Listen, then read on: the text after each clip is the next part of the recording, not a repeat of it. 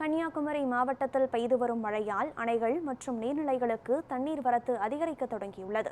இதுகுறித்து நமது செய்தியாளர் ரமேஷ்குமார் வழங்கிய கூடுதல் தகவல்களை தற்போது பார்க்கலாம்.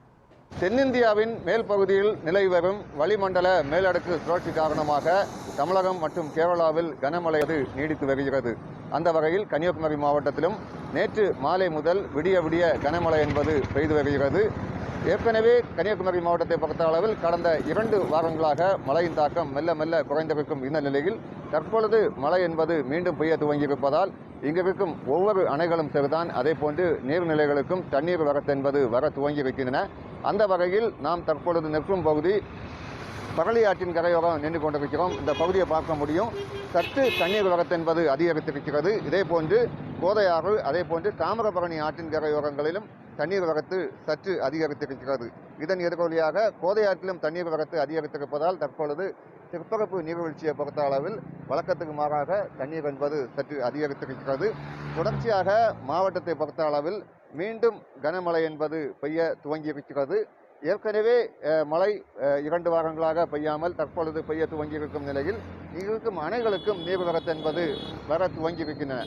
குறிப்பாக 48 அடி கொள்ளளவு கொண்ட பேச்சிப்பாறை அணை நீர்மட்டம் தற்பொழுது 40 அடியாகவும், அதே போன்று 77 அடி கொள்ளளவு கொண்ட பெருஞ்சாணி அணை நீர்மட்டம் 68 அடியாகவும், தொடர்ச்சியாக சிற்றாறு 1 18 அடி கொள்ளளவு கொண்ட சிற்றாறு 1 நீர்மட்டம் 12 அடியாகவும், தொடர்ச்சியாக சிற்றாறு 2 அணையின் நீர்மட்டம் 12 அடியாகவும் இருந்து வருகிறது. வரும் நேரங்களில் மழை என்பது பெய்ய துவங்கினால் அந்த நீர் என்பது அணையில் பொறுத்த அளவில் முழு கொள்ளளவை எட்டிய நிலையில் தொடர்ச்சியாக வரும் நேரங்களில் கனமழை பெய்தால் அந்த நீரை உபரி நீராக வெளியேற்றுவதற்கு ஒரு வாய்ப்பு என்பது இருக்கிறது.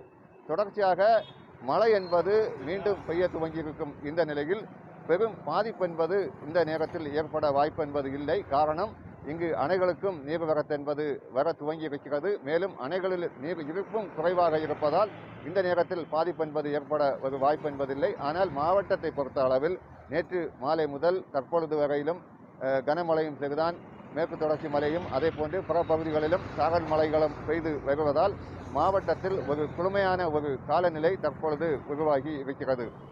நியூஸ் 7 தமிழுக்காக கன்னியாகுமரி மாவட்டத்திலிருந்து ரமேஷ்குமார்.